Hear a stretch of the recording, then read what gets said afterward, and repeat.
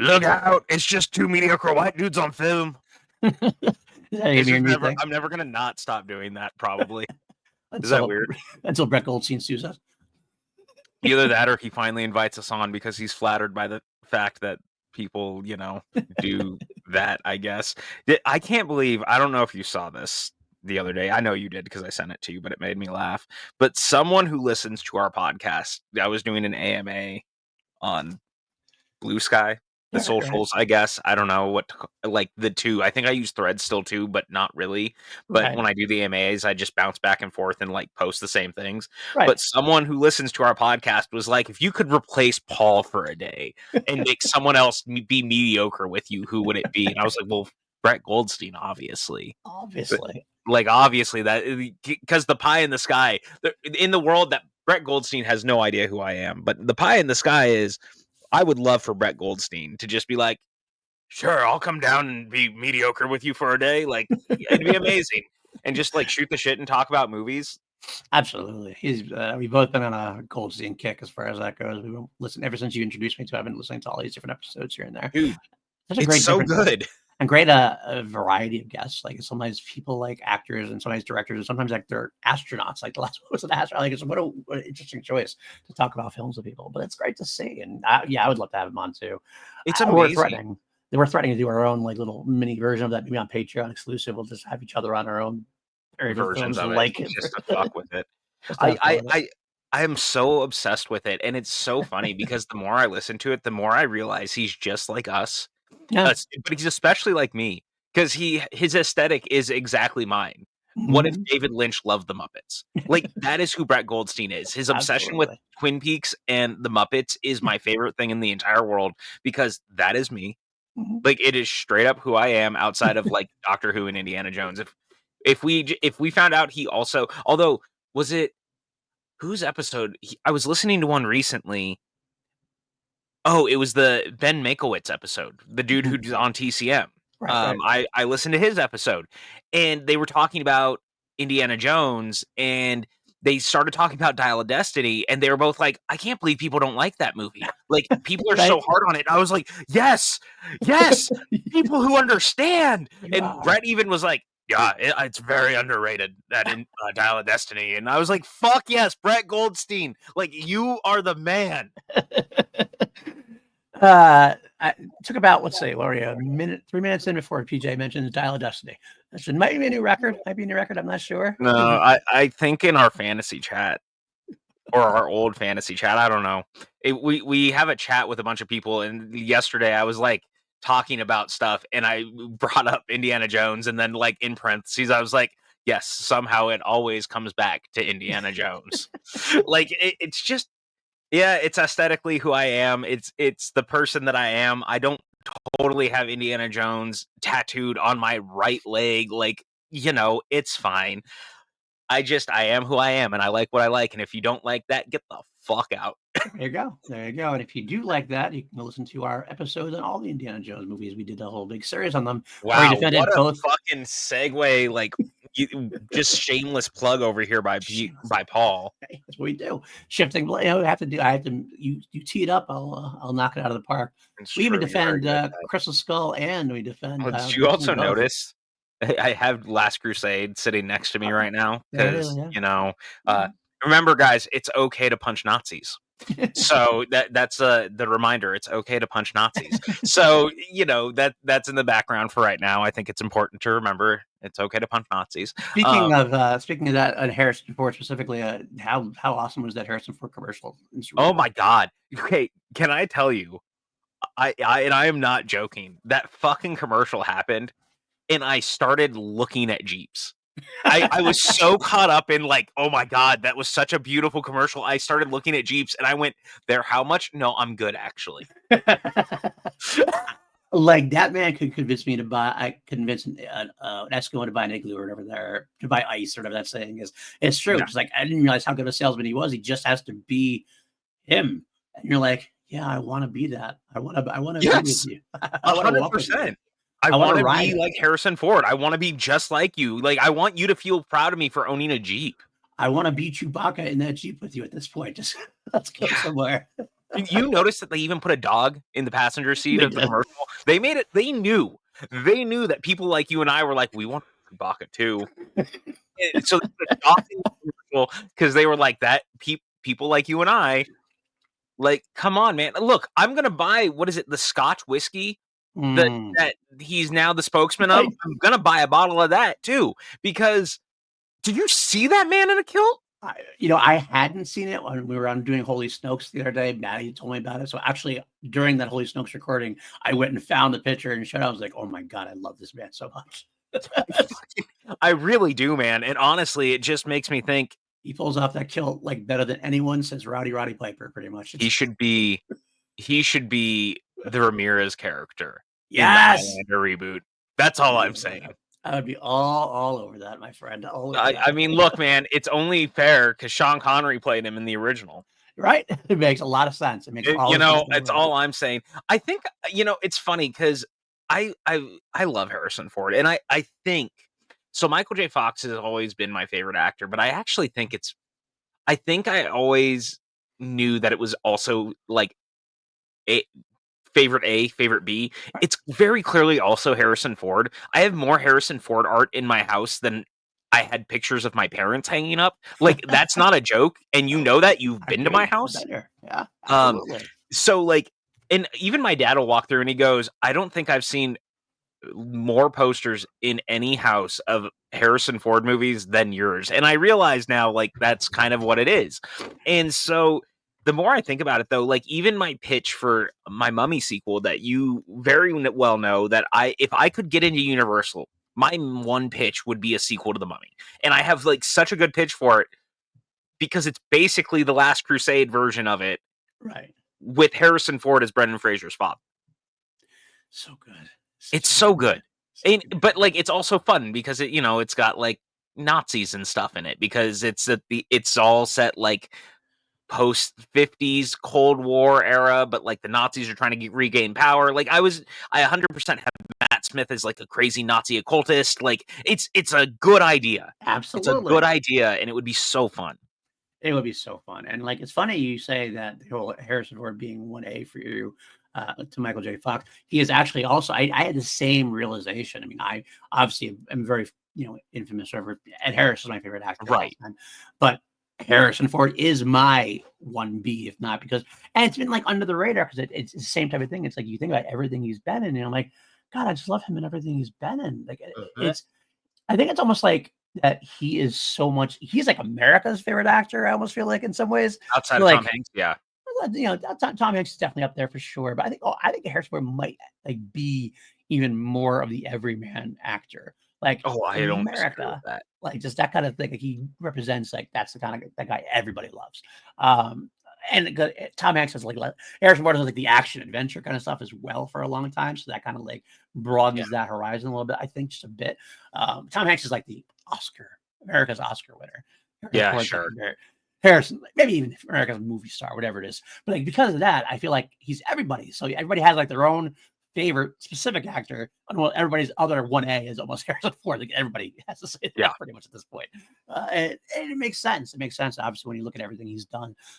But you're absolutely right. Because every time I see him in anything, I'm like, oh, yeah, I want to see that. Yeah, I don't care what he's doing. I want to see that. Well, I mean, not that I don't love Jason Segel, but like the biggest reason I started watching Shrinking outside of the fact that it was a Bill Lawrence show was the fact that Harrison Ford was starring in it. And the only reason I'm going to ever get into Yellowstone is because of the prequel series that he's in. Like that's just kind of reality. And I'm aware of that, 100%. Like, I mean, same thing. When it came out, I know I like Jason Segel from How I Met Your Mother. Bill Lawrence is a great TV guy, but when all of a sudden he said Harrison Ford, all of a sudden I was like, I sat up, I'm like, well, that's amazing. You're gonna hear Harrison Ford 100% show. Okay, I am well on board. And not only that, but then he hits it out of the park. He does and becomes like my favorite Harrison Ford character, or at least right up there. Really, really up there. Alongside Indy, Han, it's right up there for me. God, dude, again, like if you're not watching Shrinking, please, for the love of God, they just started production on season 3. Right. So, like, and it kind of sounds like they haven't said it officially, but season 3 is probably going to be the last season. Or at least that's kind of what they've been hinting at, because they've always seen it as like a 3-chapter story. I could see it going another season, assuming that it continues to be as popular and as well received as it is, but I digress.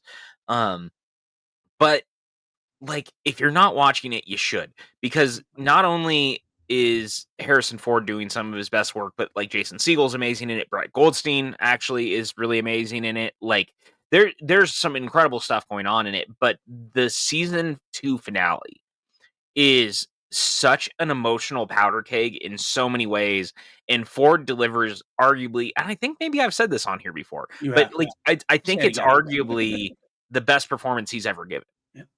I wouldn't argue that.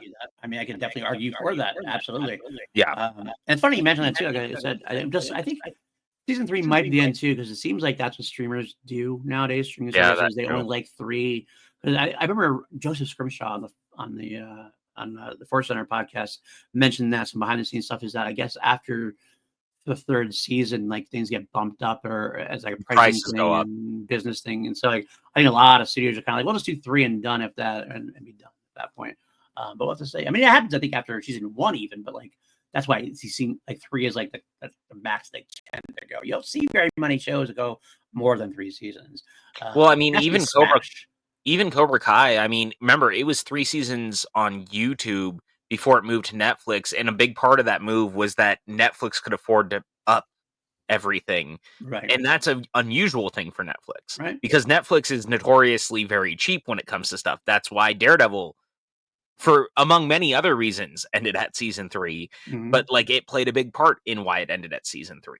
100%. So like, there is a truth to that, unfortunately. The longer a show runs, the more expensive it becomes. I mean, look at Friends. Yep. The longer Friends was on, and the cast did not come cheap.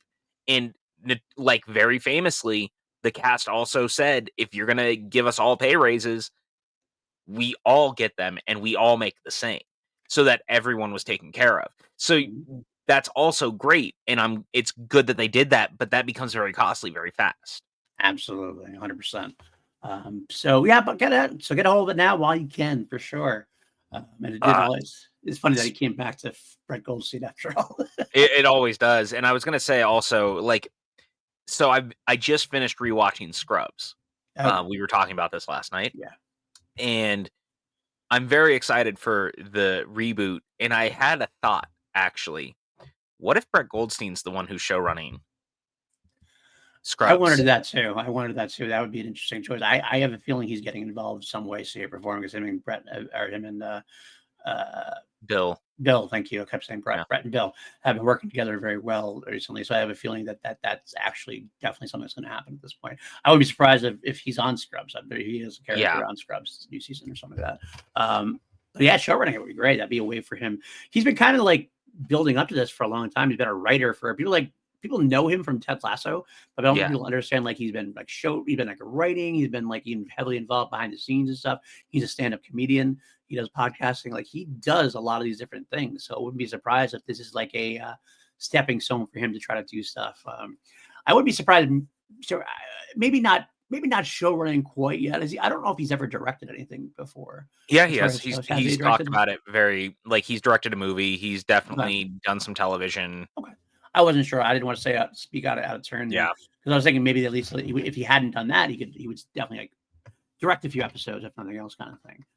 But maybe he will. I'd like to see him involved for sure. Yeah, I'm very excited. I love the Scrubs finale.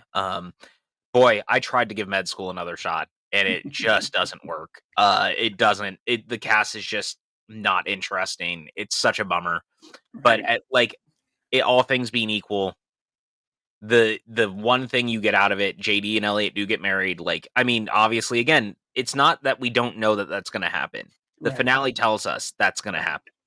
But the fact that you do see it at the beginning of med school and she's pregnant with JD's kid is good. But like, outside of that, like, it's just not interesting. No. The cast is just not there, and it's such a bummer. So I'm really hopeful for the new season, because it's proper Scrubs. It's not, I almost wonder, I didn't throw this out to you, and I don't know. I wonder if it had been like its own show and not attached to Scrubs, if it could have like found its own. Well, that's what it was supposed to be.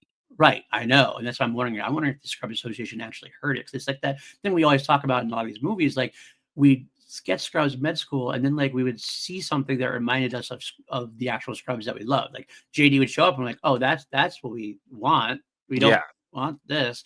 But, like, if they weren't involved at all, it was something completely different, or even if it was just, like, maybe it was only Dr. Cox or something, just one person even potentially. You could It have was just had like this Cox and hybrid. Turk pretty easily.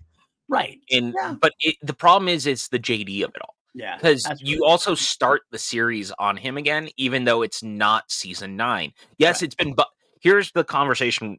Yes, it was bundled into season 9 after the fact, but even the show itself knows it's not, Right. because it even has the subtitle med school. Like, it was never meant to be season 9. The studio pushed for that, and Bill Yeah, Lawrence, like, had to capitulate to get it made, I believe it was, or something like that, yeah. and so that's then it wouldn't have happened. I think he even though he still stands by it, I kinda think down deep he not regrets, but I think he if he had to do it all over again, I think he might stick his land there, just hold his ground rather, and, like, Yeah. make it its own thing or whatever, or not do it at all potentially in that case. I mean, he's got it, he wrote it, he's gonna stand by it, and he'll include it in canon or whatever. I'm curious to see how many, if any, of the characters do come I back. wouldn't be shocked if Joe is back, because Joe would Joe be the was the one, one character that I feel like makes the most sense, just because she was also the only holdover of all the interns from right, season 8 into that med right, school. right, Honestly, I think that's the biggest problem, is that there was a lot of other interns that should have come back, right, and a lot of other characters that should have been more involved. right. And it'll also be interesting because, like, everyone's doing other things now, but they're also, like, some of them are not on run, and that was a bigger part of the problem, is that some of them had moved on to other shows between the seasons. Right, So, yeah, like, you had the janitor couldn't be in the show right. other He went than on to being do the single middle at scene. that point, right, I believe, right? Yeah, he was on Yeah, the middle, which ran for, like, 9 years. yeah, absolutely. It's rough, and it doesn't stick the landing for sure. It's not like the worst thing in the world. I did a Scrubs watch through about, I don't know, 6 months ago now or something, and I did watch the whole 9th season because I was basically really curious because I hadn't seen it since it had first aired. I watched a couple Yeah, of Scrubs a couple times without that, and I watched it. I was happy to see the characters at least, so it's kinda like that warm fuzzy, like, I got to see JD, got to see Turk, got to see Cox, that's cool, but it did just kinda feel like a little like, wow, man, that was such a great finale, like the most perfect wrap up you could have done with that show was in season, at the end yeah. of season 8. It's like I didn't need to see any more. I didn't really want to see any more. If anything, I would have waited. Like I wouldn't have minded seeing like a done now, like a legacy sequel, like Right. which Well, would be and when now, that's why they're doing it now, right? right? I Which mean, makes to your sense, point. right? Like 20, 30, whatever, 30 years later, whatever. Jesus, is that old. Ugh. Yeah. But like whatever it is, like oh, okay, let's revisit these characters now. Let's see if the happy ending did show up or whatever. But like it just, yeah, at the time it definitely was a bummer, and still a bummer to this day. And yeah, what are you gonna do? It is what it is. No, it is, and, I only bring all that up in the fact that we are talking about Wes Craven's New Nightmare, which, Mm, for a lot of ways, is the final chapter in the, like, Nightmare on Elm Street saga. Like, I'm not gonna really count Freddy versus Jason in that, because it's kind of its own thing mm-hmm, in a lot of ways. Like, yes, it's Robert Englund, but it's not this series. And with Wes coming back to this film, in a lot of ways, it is the end of an era. It is the end of something that started 10 years before. And everything about this film, in the way that it was made, the way it came together, it ended up being lightning in a bottle for a second time. yeah, A Nightmare on Elm Street is such a, we talked about it. It's very of its time and very lightning in a bottle in a lot of ways. You ended up with a great cast, with a great director who was still kind of coming up and yeah, working his way through. And he had very notoriously not been treated that well after, right, on the set, after the fact, all of that. Like, he did what he could. And so when they did Freddy's Dead and it didn't get the reception they were really hoping for, New Line very knowingly was like, we need to send it out on a better note. And so they went back to Wes. They knew that Wes had pitched the version of it where, it's the real life people right, involved, that he had kind of pitched for the third film that didn't happen. yep, And they came back around on it, and we ended up with what ends up being, in my opinion, maybe the best final chapter that you could ask for in any horror franchise. Because, you look at a lot of these and final chapters are a dime a dozen. How many times have we done these? How many times have most of these franchises gone out on a whimper and not a bang? Um, Hell, Freddy's this Dead, is the Final that Nightmare was exception. the one we did last week, or Right, last episode. exactly. The Final Nightmare. Right.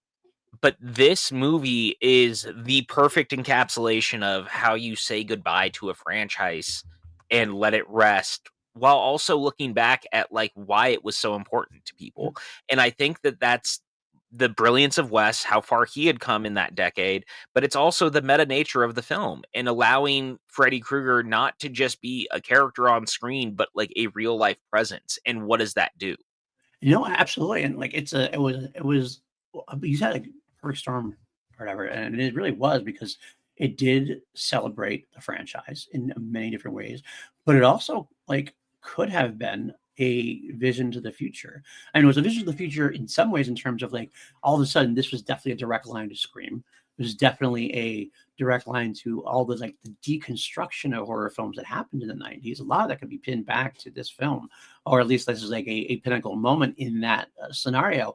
But also, like, what I honestly feel like was a missed opportunity, and a missed opportunity because it only made like $19 million at the box office. So fans didn't exactly flock to it at the time. Part of that being it was released, I think, the same time as Pulp Fiction, which was kind of steamrolling everything at that point, and understandably so. Well, and also, to the point of what we just said, how bad was the reception to Freddy's Dead Right. in some capacity? A movie that like you and I didn't like heavily go to bat for. I think it gets a bad rap overall. It's not a good movie, but it's not a terrible movie. I enjoyed it But much more this time. Yes, yeah, absolutely. I went but through it. I'll say this, man, like you watch all this and you realize here, like as good as it is, I get why people didn't show up. And to your point, Pulp Fiction certainly did not help. No, I mean, and you're right. I mean, because Freddy's Dead, the Final Nightmare was only like 3 years before this. So it's like we Yeah. didn't even give it a long time, and it's great before we said. Again, that happens a lot too in horror films, especially. But what I was going to say also is that I really feel that this was like a missed opportunity because this is actually really, even though it's a cap to the old Freddy Krueger Robert Englund franchise, and Robert Englund's still in it, obviously, and all the cast members are in it. It's also a totally standalone kind of thing because it was such the meta part of it made it a different film. This wasn't the old Freddy universe. This was its own universe where Freddy Krueger was a character. And like the villain isn't Freddy Krueger. It's a untold, unspoken demon or unspoken like character that just happens to be like wearing a Freddy Krueger flesh suit. So like it's actually not even like Freddy Krueger at this point. What would have been cool is if this had been successful, and I don't know how you could have possibly done it, but it could have gone a different way. Could this demon have done this in other films? Could a demon like Yeah. also become Jason Voorhees becomes like the Yeah. character that keeps him in check or that keeps the demon in check or whatever it is kind of thing? Like it could have gone through a lot of different franchises. This demon itself could have been its own like horror iconic villain if done Dude, properly. could you How cool would that imagine have if been, right? could you imagine if Wes had gotten to do another one of these and it was a Friday the 13th version? It would have Right? been wild. Right. Like I think about that in a lot of ways. So it's so interesting because I actually hadn't watched any of the Never Sleep Again doc until I watched the part on this Mm, since I'd watched it years ago. right. But I watched the part specifically on this one after I watched the movie because it had been a little bit and I wanted to kind of see them talk about it. And you get the idea, and Wes even said it. He was like, "It's so funny because he goes, I kind of get why people didn't show up Right. because ultimately it wasn't a movie made for movie fans. Like it was a love letter to the franchise, but it was a love letter also to the people who make movies, Yeah. not to the audience. Mm, And that's where Scream was born out of. And so, right. in a lot of ways, to your point, he did do that. This Yeah. entity continued. It became Scream. Yeah. And Yeah. so, Good point. but Scream was done for the audience. And that's what he Right. said is he was like, I made a movie for people who made movies Right. or who people who really love movies Like like us. us. Yeah. Yeah. But And then it's he was like, why I'm sorry. God. oh no, but then he looked at Scream and he went, but Scream is a movie for people who go to the movies on Friday night. Right. Right. Yeah. This is like I said for us. This is why it is, despite its low box office, it is definitely a well regarded film in the franchise, and well, got a horror film in the '90s on its own anyway. There's a lot people like this film. Basically I speaking, it's mean, one look of at the that. more Do high you see talked what I'm about. wearing right now? I do I see mean, that come on. absolutely. 100%. I got this. I remember seeing it in theaters and loving it right away, and I got it. But I knew that's because I was a movie fan. I understood what was going on for that part. But not that the fans. It's not just hard to understand, but there is that passion that some people would have that Yeah. speak to more and more, and it does. And you know what though? I will say this.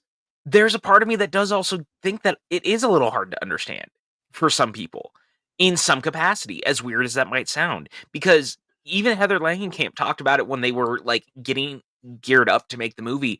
She knew and that there was a line they were crossing because they were putting their real life situations, like her really being stalked, Right. her really having a husband who worked with Wes, like all these things, their real lives were starting to collide into it. And so there is a part of it that I could see people being like, wait, is this real? Is this not? Like, I don't, and not understanding quite the like meta awareness of itself. Yeah. Down to like Robert Shea is actually in the movie. Like Wes Craven is in the movie as himself. You know what I'm saying? Like, and you know what?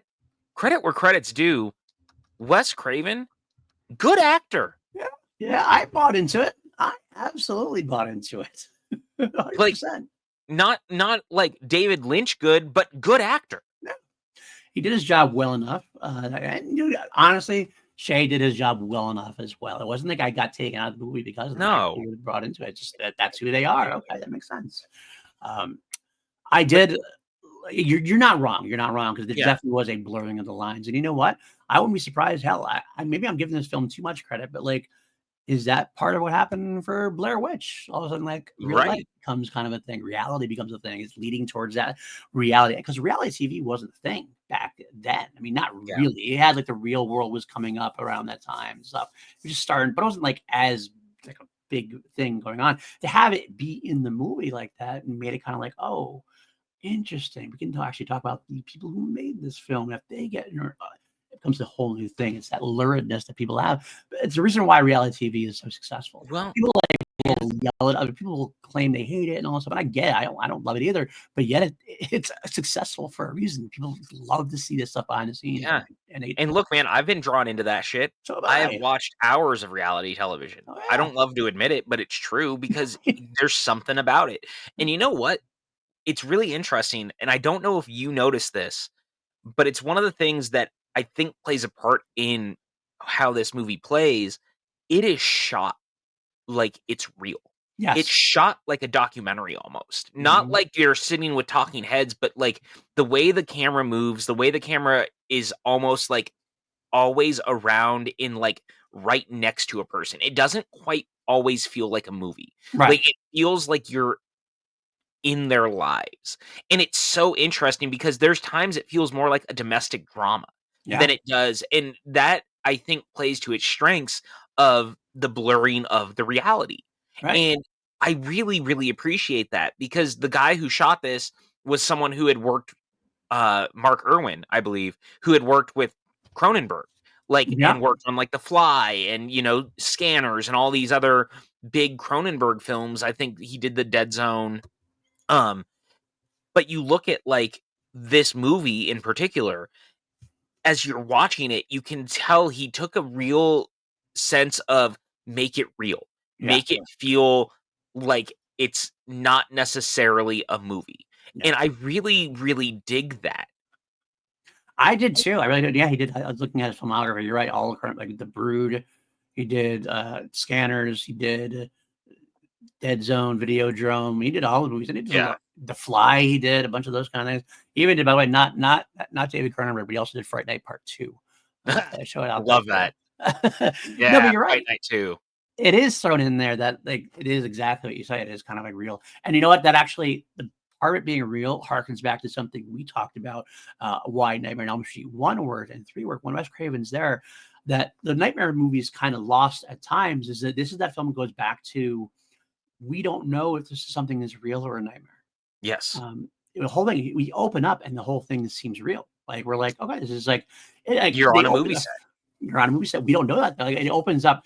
Actually, the funny thing is, it opens up. It's almost the opening is almost mocking the sequels in a way. It's because it opens up. Almost? It seems it pretty much is. Yeah, I'll be honest with you. Except for the fact that Wes Craven is directing, it's Yeah. a cheesy installment. Like it's a cheesy way to begin. Like you're like, this is what we're doing. But then when you get the turnaround, you're like, you're on a movie set. You're like, oh, I didn't. Okay, I didn't understand your game. Let's see where you're taking me here at this point.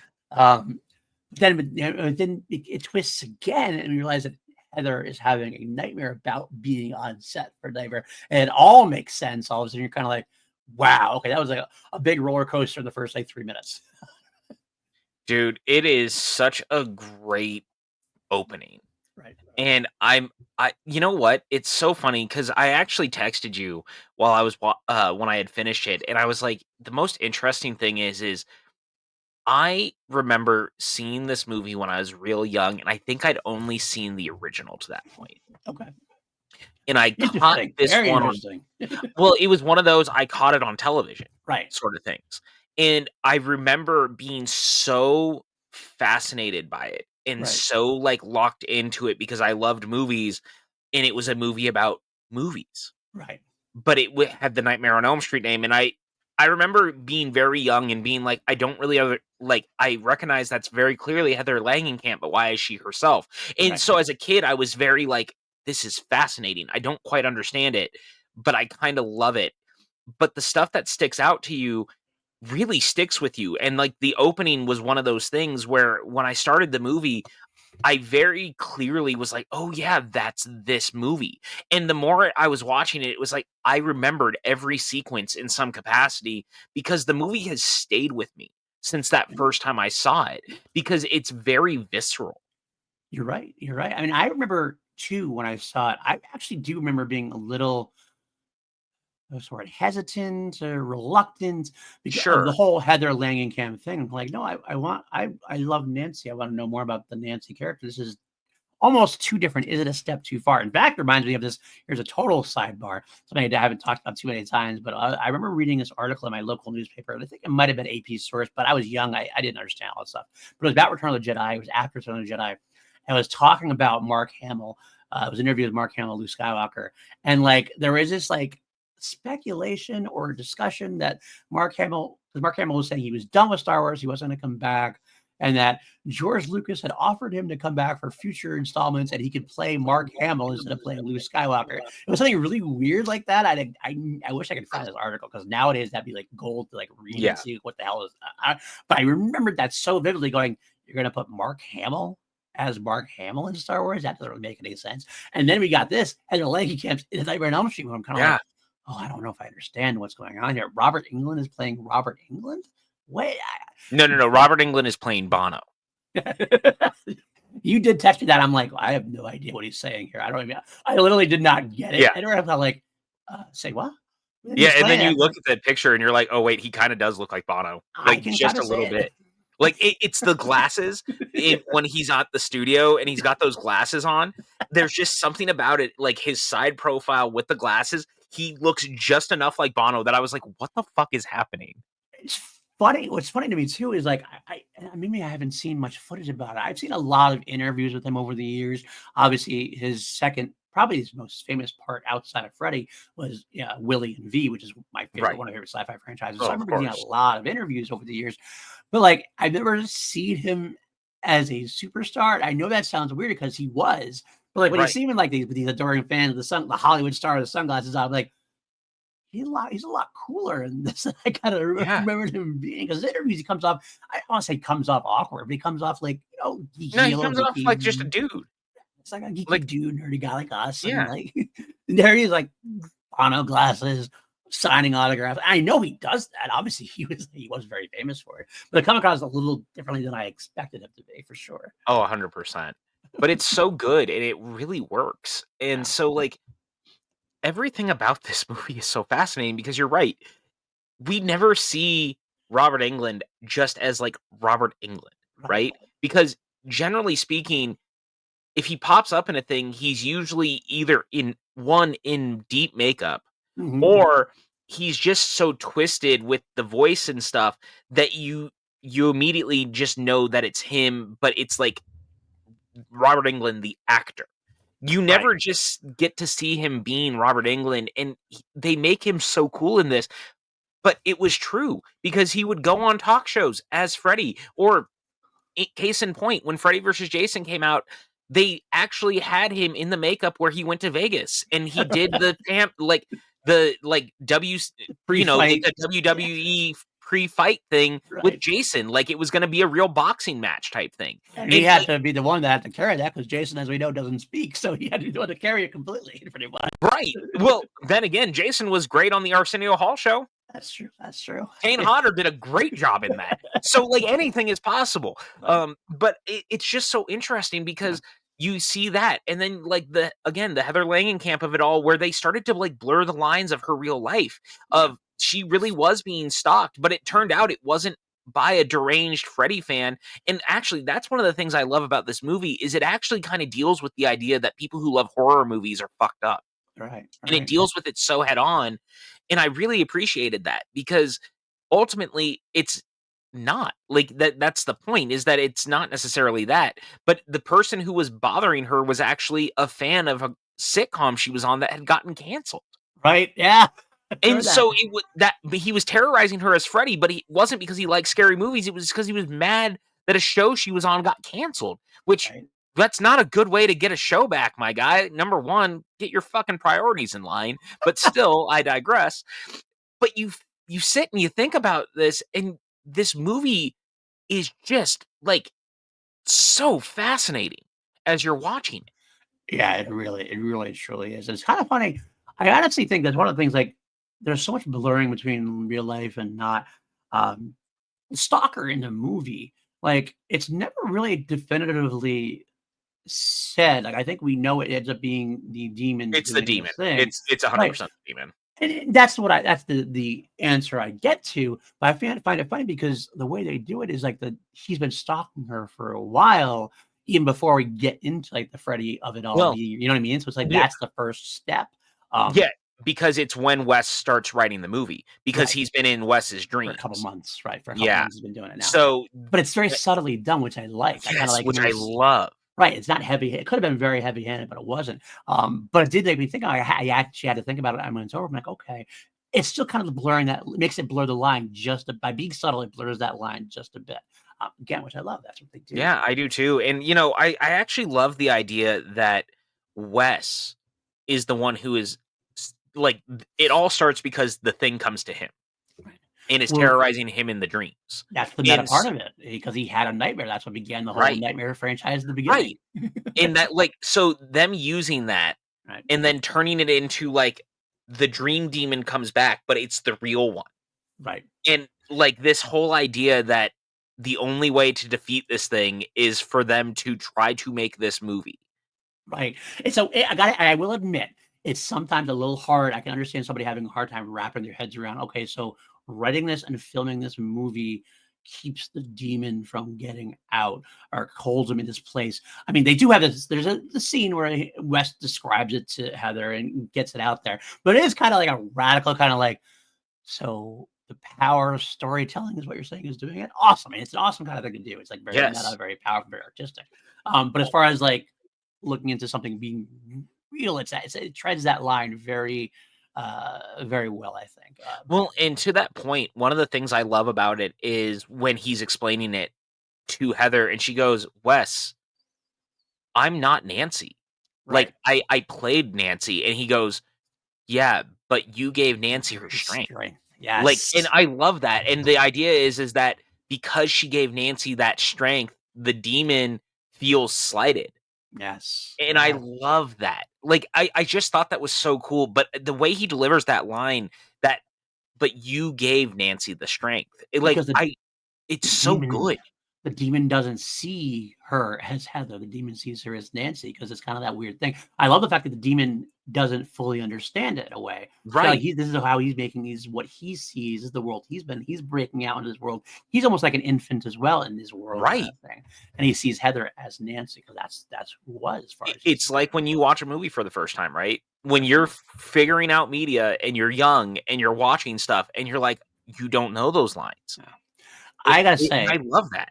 I loved. I mean, I have this in my notes, and we'll jump ahead because that's what it happens. That was one of my favorite scenes in the whole movie. Wes and Heather, the storyteller sequence. Well, that Talking about to story. me, that's Let's honestly, it's my favorite scene in the movie.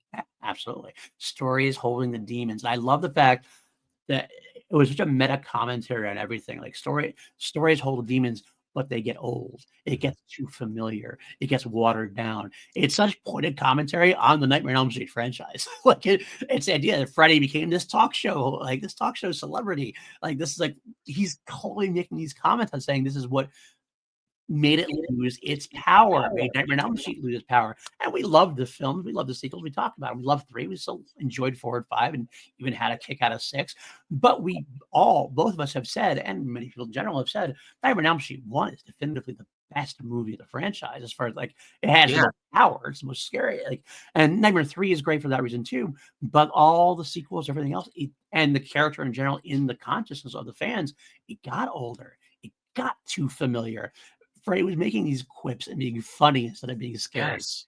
It was such like a pointed scene where he could talk about the commentary in the movie on the fandom while delivering something new and fresh, which is what. Well, and I love because of that scene. It also makes the ending hit so hard. So when they finally defeat Freddy, it's just easier to call him Freddy. Absolutely. But the whole when they get out and the script is at the end of the bed, and it just like you hear Wes because he had written the note on it, and he just says, "Heather, thank you for having the strength to play Nancy one last time. At last, Freddy is back where he belongs. Regards, Wes."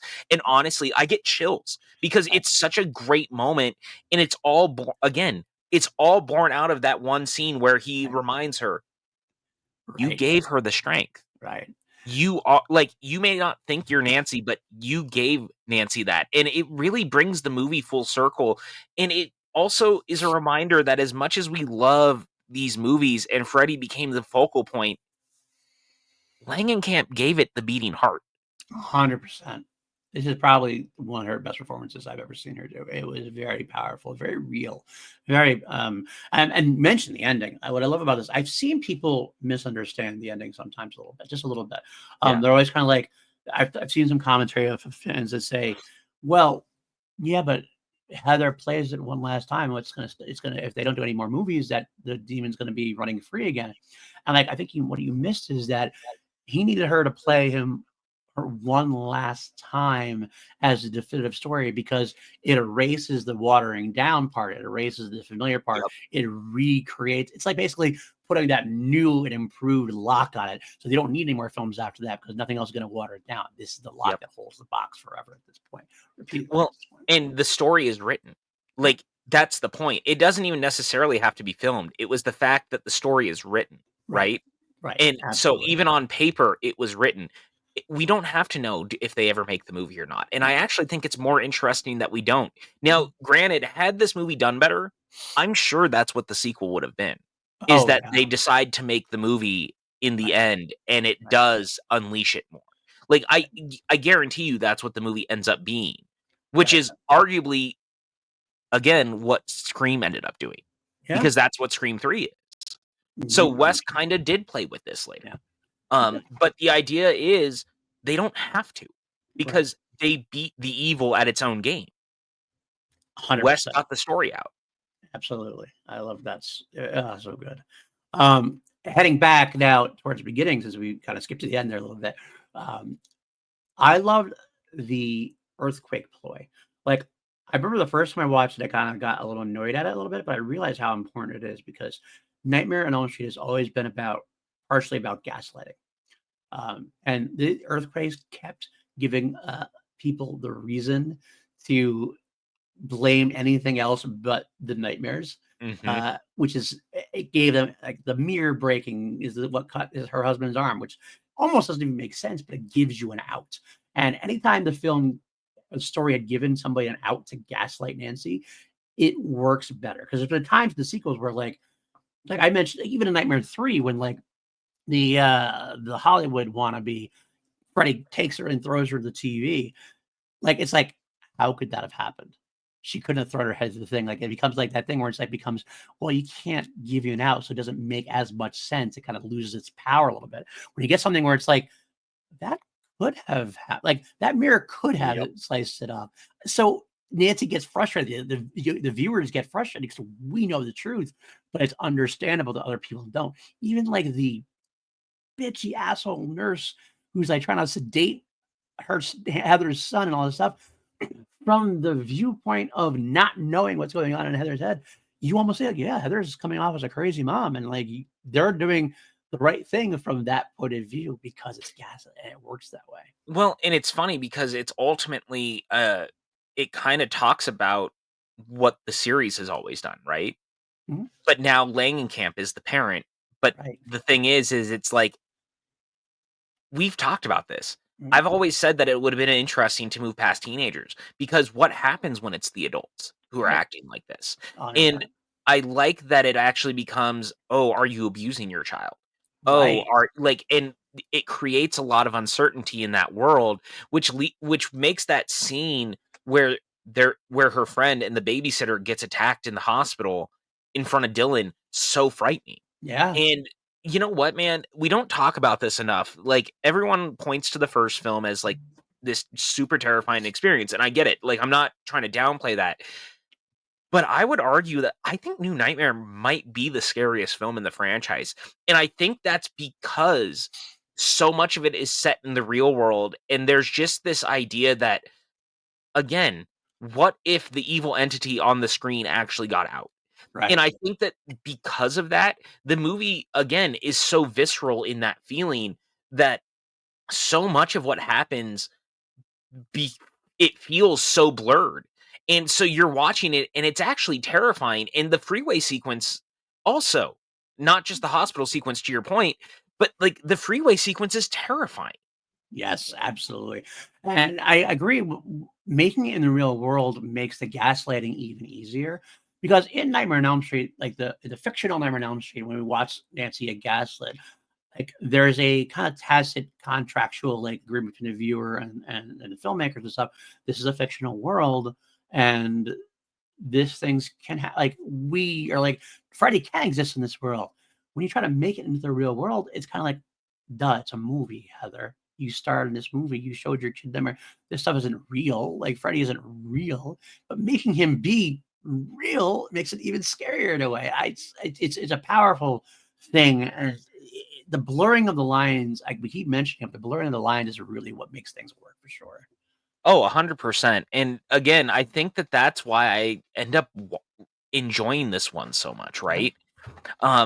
Especially because to your what you said earlier, when the movie starts and it's kind of taking a dig at like the sequels and kind of like the campiness of it and all of that, but it also you're realizing that they're on that movie set and it just kind of puts you in this place where it's real in your face, it feels scary, the glove comes alive, like all of that, it just hits in such a specific way.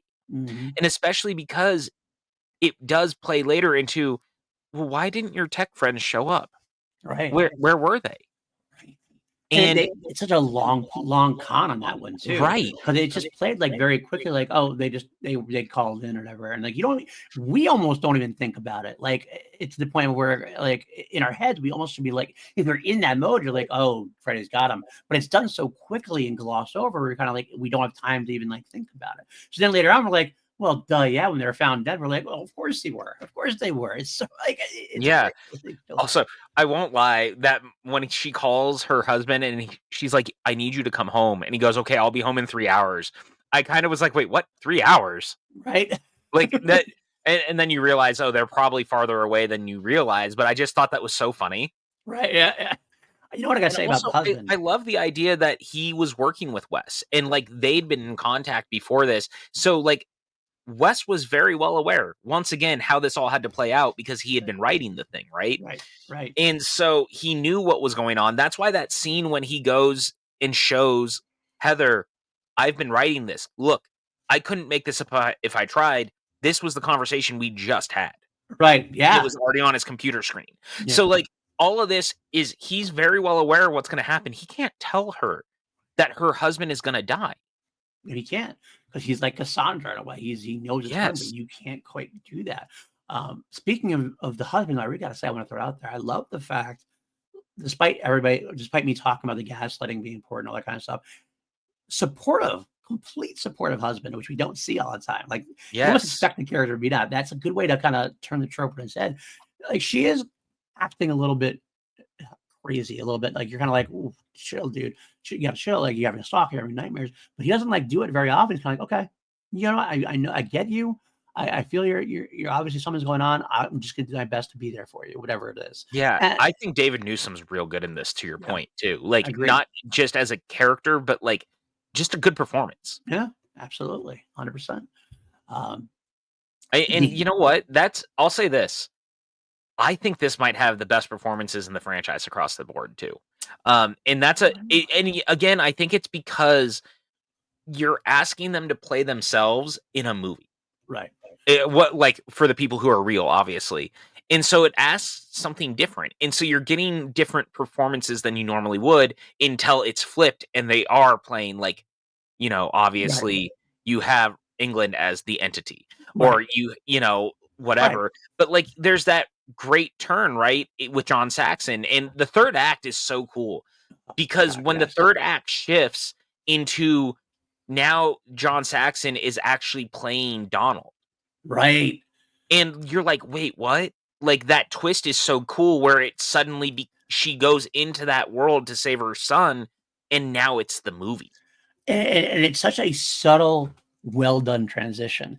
Like, all Yes. of a sudden, you get like this thing where John Saxon, I forget exactly the line that Heather says, but Heather says something about, I think it says something about being Freddy. And John has this like Christopher Reeve moment, like from Superman, like where all of a sudden, like his posture changes a little bit and he goes a Yeah. little bit more monotone. And he goes, and he just says, yeah, sure, which is such a nondescript line, but it's literally what he said in Nightmare One. But it's Yeah. such a nondescript line. It's not a line you think about. You don't think it's like a quotable line. You're like, oh, you say like walking a prime time bit. It's like a Right. random little line, but it triggers that transition. So the transition, and the next second he calls her Nancy, and it kind of goes unpaid. They're kind of like not even thinking about it. And all of a sudden it's like, oh, and then you see him and he's dressed in his police outfit, his Mhm. Donald outfit, everything else, Yeah, and he's got then the badge. the badge and everything else. And then it's the best moment there is where Heather is being dragged, kicking and screaming. She's been dragged the whole movie, kicking and screaming. She doesn't want to play the part again. It's giving her son nightmares. She's got with the West. She's like, I can't do this. I can't do this. I can't do this. Oh my God, he's calling me Nancy. What the hell is this? And she has this moment. It's this great moment where she pauses. There's a little bit of a pause in the film, and she makes the decision to Play play Nancy one Nancy. And she's like, last time. okay, daddy. Yeah. And then the film pulls, I mean, it's before it, but it pulls what I call now, it pulls the Creed. Mhm. We didn't have the Rocky theme throughout the entire movie of Creed until the very end. We Do, didn't have the do, Nightmare do, theme. do. Yep. Do, do, do, do. And it's like, that's And where the then theme comes when back the in. camera turns It's like, and you boom. you see the house. And it's like, oh, I got chills and goosebumps. I'm like, this is Yes. awesome. This is a great sequence here.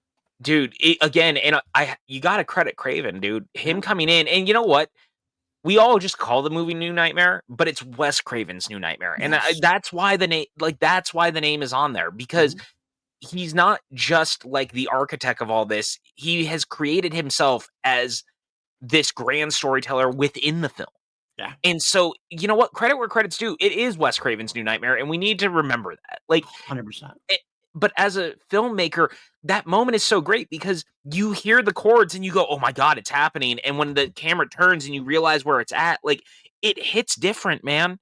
It It does. hits different because this journey you have been on has been so cool and so wild, because again, you've been watching and it's been all these people who are real people Right. in some capacity. Now suddenly they are the characters, and now she is going to be Nancy one last time. Yep. And that's why, again, that last line of the film that Wes has, thank you for, Right.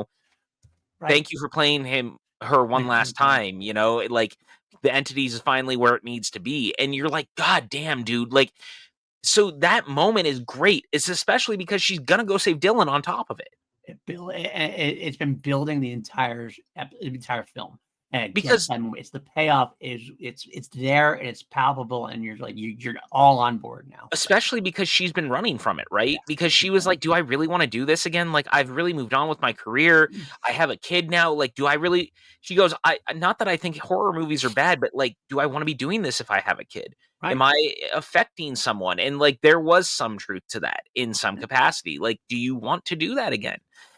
And the 100%. movie continues to ask that question because, again, there's how many people who are like, "Horror movies are actually bad for children. Why would you do that to them?" Like, the guy on the interview asks her that right away. Yeah, and the nurse has for that, and we have the very beginning parts where Dylan's watching the original Nightmare. You actually see it's one of those things. Wes is tempting fate here. He's doing a thing I even talked about earlier in the show. We're talking about he's tempting fate. He puts Nightmare on Elm Street on screen, which is usually a bad sign because it just reminds you of the movie, the better movie you want to see, kind of thing.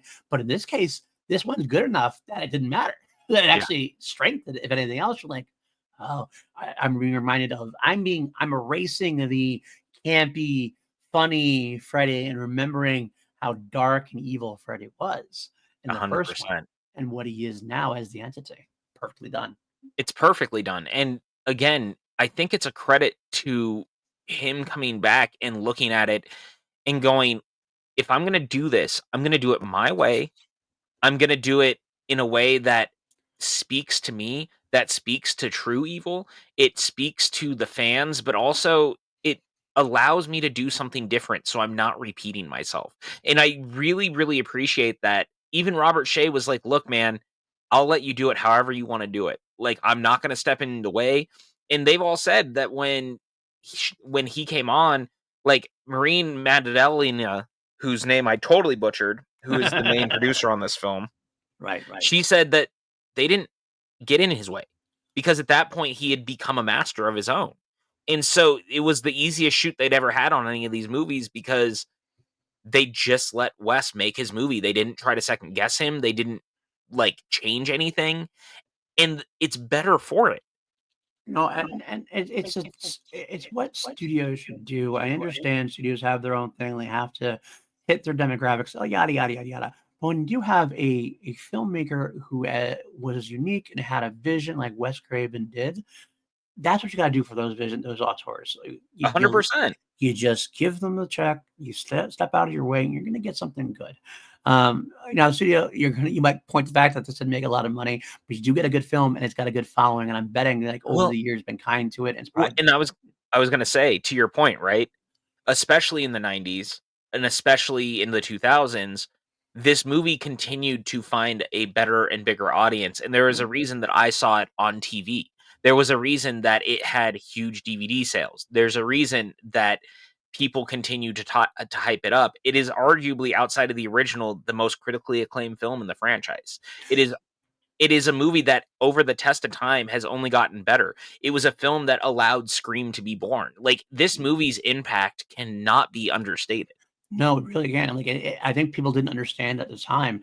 Like it's definitely a movie. It's the retroactiveness of it that people are like, oh, we missed out on this. We weren't there. Like Yes. it went to kind of poor reviews, but like looking at things now, I mean, Collider, our friend Vinny Mancuso Yeah. says it's Craven's meta horror masterpiece, and it's true. A lot of them get that. Even people like Robert Englund has said this is his favorite Nightmare movie. Langenkamp too.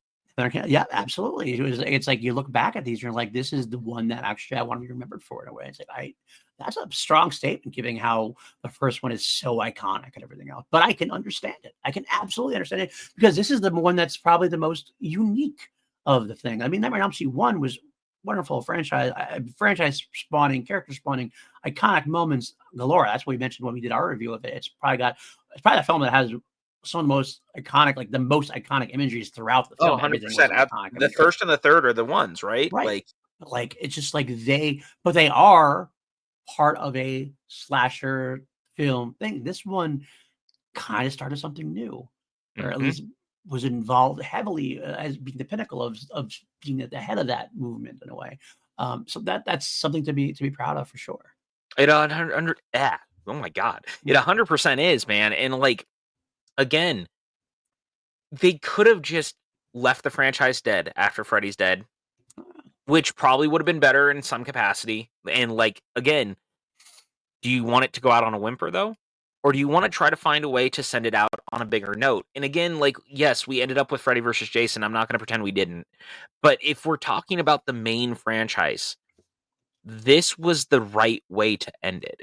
And again, and I've said that 3 times in a row now, good Lord, you just look at it in the context of they got so many people back to do it. Even the funeral sequence is kind of a riff off of the fact that they had an actual funeral for Freddy for Freddy's Dead, and they got so many cast members to just stand in the background, like people from throughout the franchise, to be at the funeral for Heather Langenkamp's husband.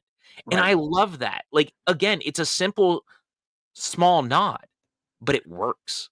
I love the funeral sequence for so many different reasons. That's what you get. John Saxon, obviously, the actor who played Rod from the first ones there. One of the most interesting things to me, and I have like a little mini theory, like I watched, because it's a celebratory thing. And in fact, I kind of like Wes Craven is also someone, you're Wes Craven, but you still have kind of imposter syndrome as well. He has basically said that he didn't ask Johnny Depp to make an appearance because he was didn't too feel scared like to. he was too scared to, and Johnny Depp was too big. And Johnny Depp has later on has said that he would have done it in a heartbeat. I mean, come on, he did the thing in Freddy's Dead Yeah, I one film know. ago. But Like, it's also, how cute is Wes to be like, I don't know, man. Like, it's he's too Johnny Depp. I don't big. know. He's Like, too you're right. big. Right? And I kind of love that. Like, I love that Wes, Never for should have being said the that. master of horror, had no problem being like also too shy to actually ask someone anything. Right. And it would I wish we would have been there. It would have been awesome to have Johnny Depp in that scene too, because it makes sense.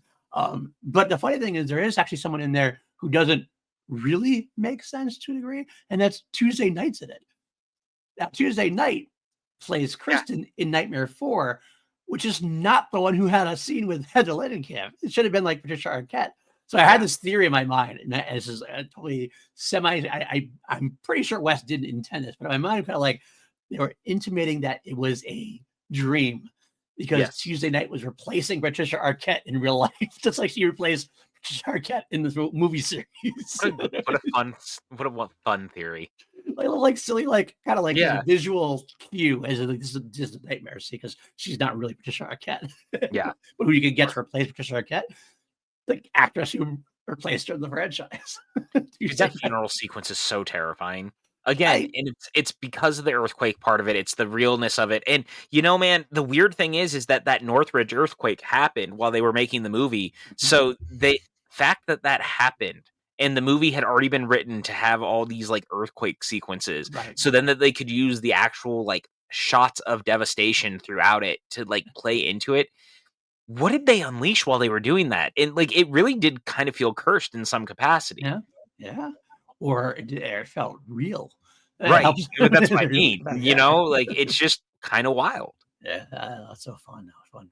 I love it though. And again, this movie is just pound for pound, maybe just the most interesting film in the franchise, the most ambitious film in the franchise, the scariest film in the franchise, the best acted in the franchise. It's really weird to say that, Yeah. but it's true. It Like is. it is. It's absolutely true because this again, I'll point to the sequence in the hospital when the babysitter is being attacked. Yep. It's terrifying for many reasons. Dylan can see Freddy behind her, but no one else can see Freddy. This shot of her being pulled up the wall, being attacked, the blood on everything, and then like it cuts to Dylan looking and you see Freddy. Right. Then it cuts back and no one sees anything. Right. It's so creepy. It's so scary, and Wes directs the shit out of it. Oh, he does. So, and what a great callback to the first film. It's like it's Tina Right. on the ceiling there. Same type of thing. Also a minor callback for me. It's also kind of the invisible Freddy versus Alice's brother from Nightmare 4. But no, you're right. You're absolutely right. And I want to give Miko who's like some definite credit because He's so good in this. He's a child actor, and that's notoriously for they're not always the greatest. But he had a tough gig because he had to thread that line between like innocence, being lovable, and you want to root for him, but also have There's a darkness. There's a darkness and creepiness to him. There's some times where he gets really creepy, but he has to thread that line, and he manages both very well for a kid of his age. In fact, he had one of the best line deliveries in the film. He Yep. tells Heather, "It's important." Mhm. He's talking about, like, when he's talking about, like, he's trying to tell her about the nightmares and what Rex's totem and Dino is doing and leaving the pills and everything else. It's like, it's reminding, like, Heather is like, she could be the parent who's gonna gaslight him in a way, but he just has this moment, like, it's important, and I'm like, "Damn, kid, you went hard on that line." And that was just well delivered, man. It's so funny too because you look at Miko, it's a great line, he delivers it so well, and you look at Miko's resume Mhm. of the stuff he was doing before this, and funny enough, I have just rewatched Kindergarten Cop. I've been rewatching all of Arnold Schwarzenegger's movies, Right, right, and right. he's so cute and funny in that, but we forget the first thing he was ever in was Pet Sematary, As Gage, yes. and he's great in it, Yeah. and the weird thing is we're gonna be talking about him again this Right. year on the podcast because he's in the new Conjuring film. Yes, he is. He's in Conjuring So Last Rites. right, and then you look at Apollo 13, you look at some of the other things he had done, Mercury Rising, Spawn, like, he was in all sorts of stuff, but it's the fact that he's so good in this, delivers such important dialogue in this, like, and emotes it, lands it, doesn't come off as cheesy, doesn't come off as staged. Again, you're right. There's so many child actors who come off sometimes as cloying, they come off as unnatural, and he doesn't. Mhm, mhm. Now we actually gonna talk about it again because we wanna cover, remember we wanna cover Dylan's New Nightmare. Mhm. We did that for Friday the 13th. We did obviously the Womp fan, quote unquote fan sequels. They actually have a Nightmare on Elm Street one starring, you're doing it's Dylan's New Nightmare is what it's called. It's actually a sequel to this series in a way. And Miko actually plays uh the grown-up Dylan Porter in a way. So it's kind of cool to see. So I remember we watched it. We loved it. So I could probably throw that on as a bonus episode for this one, just like we did Yeah, for Friday. But I'm happy to do it because Miko is actually very good. He's very good at his job at that. But I want to give and I him, love I that think, all he credit. was willing to come back for it too, Yeah, which this I is a think guy is who's so cool, done right? a bunch of stuff. I mean, he did Pet Cemetery. He was in Apollo 13. He was Mhm. in, he's not never stopped working. Mercury Rising, Spawn, Tropic Thunder, uncredited. He's done all sorts of TV work. I mean, he was in Full House for like 13 episodes. He's like Yeah. a bunch of I mean, stuff. he's just done all sorts of stuff, man. Yeah, He's a very talented actor. yeah. Um, And he for it. So I love it. I love it so it much. it's just it's really cool when a child actor can be that good, especially in horror films, just because children actors in horror films tend to have to come off as creepy in some capacity. Right, And he right. really does a great job blending that line, Yeah, especially his relationship with Langenkamp is so good. And yeah. she's actually said that she had had her kid, like, again, that was a real life thing. Right. And he became so much like her kid that Yeah. she became protective of him. Yet he was like, he was like, "It was the best time I ever had in my life. I was 7 years old, and I was being chased by Freddy Krueger for real, and Right. I was running around sets where I would rather be hanging out than Chuck E. Cheese." Like, and I just love that even now he looks back at it with this, like, wild-eyed wonderment instead of being like, "Man, that movie ruined my life." Right. You know? 100%, 100%. It's a wonderful story around the film, and it's a wonderful, again, blurring of real life and the film. Still, again, you pointed out Heather became very protective, like she was his mom, and it comes across on the movie that same way. I never Mhm. don't believe that that's her son at this point. Like I actually was wondering, like, is that really her son? Is that Right. did she get her son to play the like? I didn't know at the time, and like, I mean, that back in the day, we didn't know a lot of the stuff we know about people nowadays, for example. That we would have known that at some point, but we don't when we watch the film, and it helps drive the film further. Well, in the same way that I would argue that when again, with David Newsom, I would argue I never would have believed that wasn't actually Langenkamp's husband, but Right. her real life husband was offered the role, Leroy Anderson, who really is a special effects guy who works with Wes Craven, Yeah. and he said no because he was too afraid that it really was gonna blur the line and it was gonna create something a lot more sinister in, Yeah. like, life, Yeah. and I kind of I appreciate that, but I think that's a really bold kind of statement that the movie ends up being, that everyone is so good in it, you actually believe that that is that person. Yes, you really do. You really The do. relationships in this movie are not to be understated. This movie works because everyone is so good, and I'm gonna keep saying that. I'm going to keep pointing to the performances in this movie are that good. Absolutely. Wonderful performances throughout. All they all are really good. And I want to talk real quick about Robert Englund specifically as well. Robert Englund blending that Yes. line between Robert Englund, between the demon and the Freddy and the Robert Englund of it all.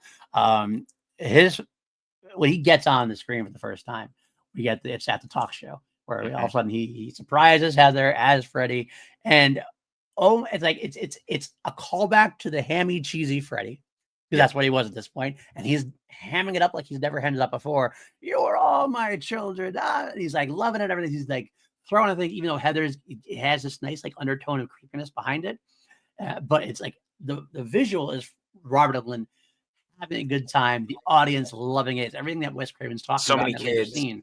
So many kids there loving it. He's signing which is autographs for the kids. all based on a real thing, by the way, 100%. because it was based on a real interview that they did in San Francisco, Yeah. Yeah.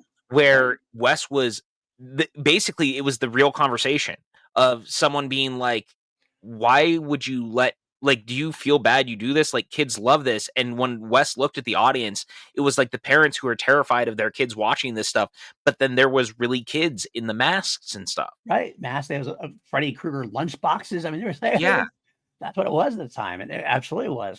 But what a great job Wes did showing that, showing the slight absurdity of that, but then Mhm. underpinning it because he had that great moment when it turns darker. And you see, like, from Heather's viewpoint, you just see like Robert in there, almost like The a light. god. The Yeah. light is there. It's slow, kind of like it's slow motion, like, oh, this is dark. And like it's like, oh, that's Freddy. That's Freddy kind of in a way. And it's And especially because she's already having the nightmares, and so that's part of why she's so uncomfortable with right. everything.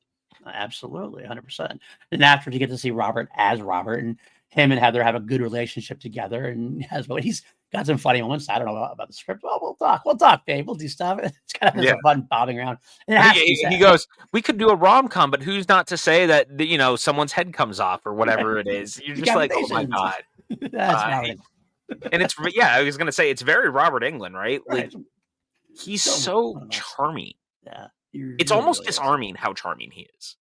Absolutely. Yeah, it really, and I honestly think that he does play it up just enough, but it needs to happen to make that juxtaposition so different. Mhm. Because the next time we kind of hear from him more, it kind of goes through, and that scene where you realize it's very subtly done. It shouldn't be, it's not that subtly, but subtly as far as until this moment, you see that he's involved as well. He's had nightmares himself. He's painting that painting Yeah. while she's trying to talk to him, and he's freaking out about it. Um, and towards the end, when she calls him, she tries to call him again. And like she gets me and my wife have left for Italy for a little, whatever, for a Yeah. little while. It's like, oh, that's how we're cutting him out of the thing at the end. I gotta say, what I put out here is something that I almost wish we could have gotten. This is a wonderful film. I love that we got it. I know where What you're going.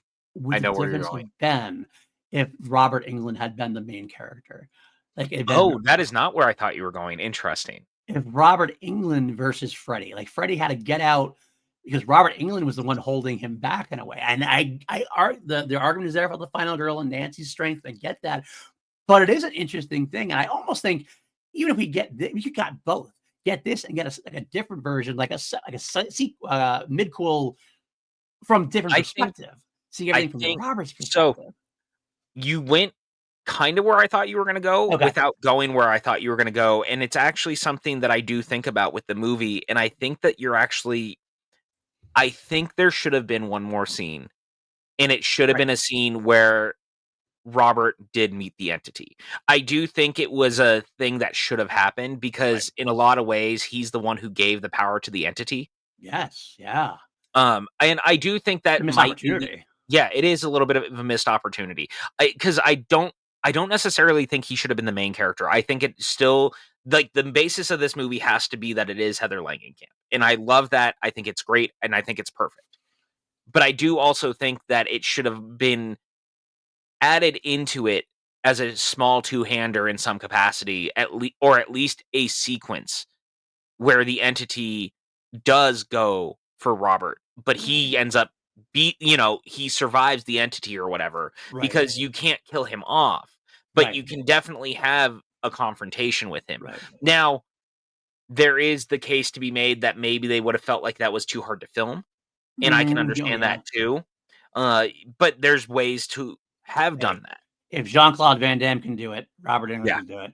But right, especially because he got the makeup and stuff, you know what I'm saying? But although, right. I do agree. I mean, I don't know if I want to replace. I shouldn't have said maybe main character. Only main character if we get a second film. Like, or Oh, sure. if Yeah, it was like this is this is what Robert Englund was doing during this, and like you almost like have like you could have like the same scenes that Robert and Heather were together, and then right. the rest of the film is Robert on his own, like what he does.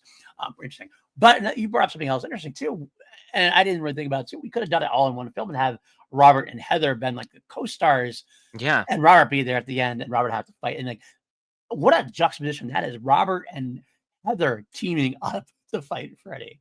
Like, right. like that's even like even more interesting to me. Um, Yeah, and I think that there would have been something to be said about that. And obviously they really lean in on the Hansel and Gretel of it all, because right. she's reading that to Dylan at the beginning of the movie. The Mhm. movie ends with that. So in a lot of ways, I also understand that it is set up to be just Hansel and Gretel. Right. But I actually do think that there is something to be said about the idea that he could have also been there during the Yeah. confrontation, at least, and watching this entity that he kind of birthed into life in some Yes. capacity also meet its demise. So there is something there. It's Right. kind of a bummer they didn't do that, but it's also not a hindrance to the movie because the movie works on its own. Right. It's just one of those, it's almost a pie in the sky thing, right? Yeah. Yeah. Yes. 100% it is. It's like we want more because this is a good thing. We want more of a good thing in a way. We're like, wow, Wes had this idea, and Wes had this thing. What could we have seen even more of? Like, how about more of What if it? Womp Stomp did that? What if it's the one thing they could get Robert to come back to do? Oh, that'd be sweet. Like, You know what? do That's it something now. Robert could do even at an advanced age now. Like at this point, he Yes, could totally do that. Especially with CGI as it is and stuff. You could actually have and you somebody could else in the do it makeup just do his in voice 30 and thing. minutes. Right. Absolutely. Yeah, some kind of short. Oh, that'd be great. It would be so good.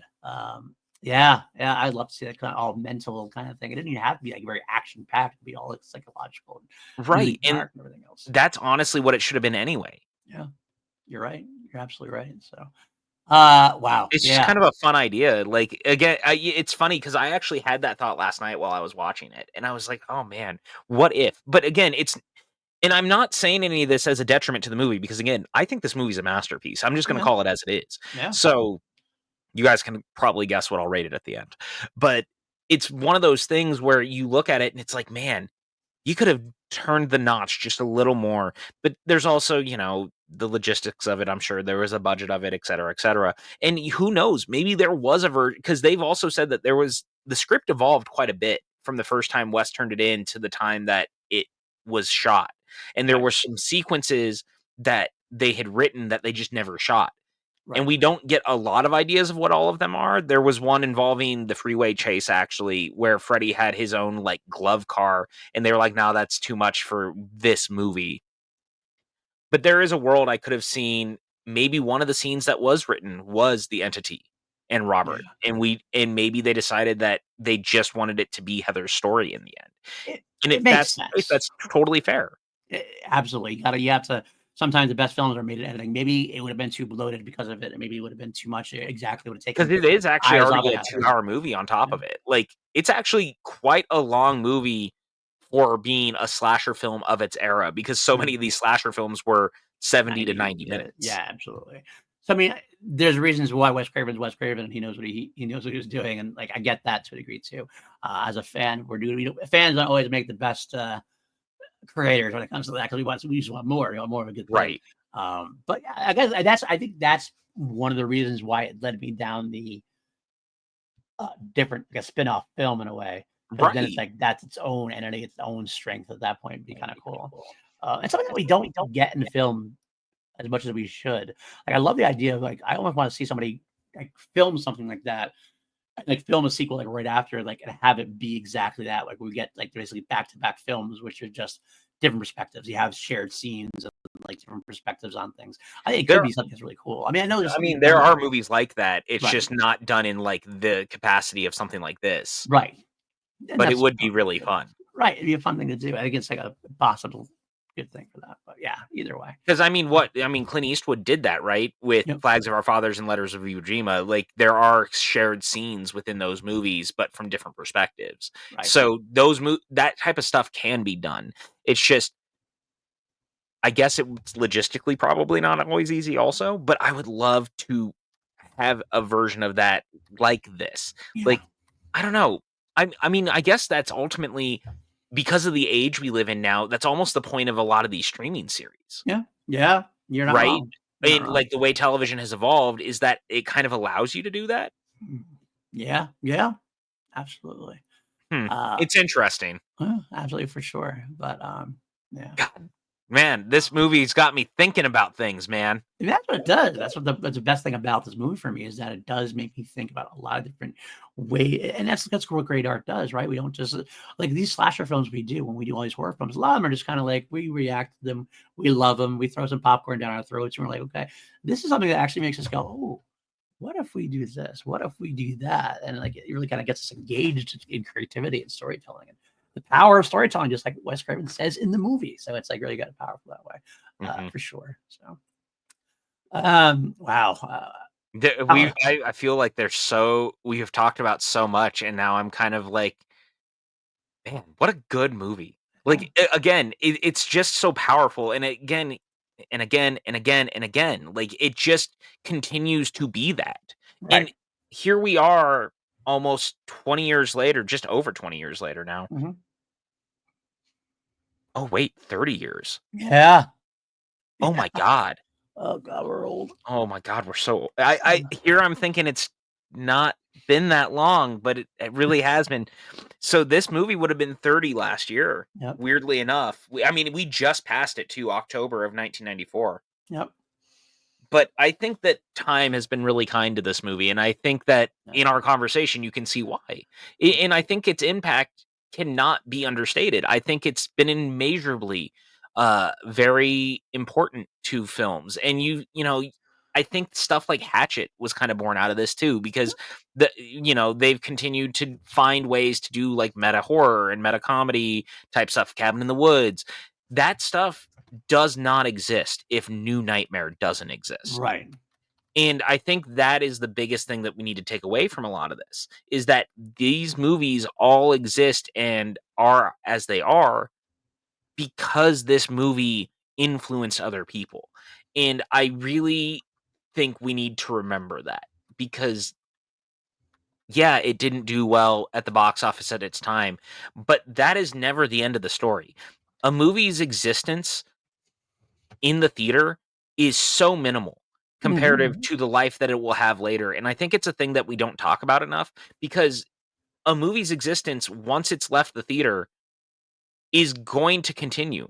It's going to hit home video, it's going to hit digital. Look at The Shawshank Redemption. That Right. movie spectacularly bombed at the box office. It barely made its money back in the end, but now it's regarded as one of the all-time great films. It's a Wonderful Life, very similarly. Mhm. Every once yeah, like The Godfather was a hit out the gate, but that doesn't always happen. And so for the movie like this, that again, the seventh film in a franchise, one that is so radically different than anything that came before it, had something to say about not just its franchise, but the genre as a whole and the people involved in it.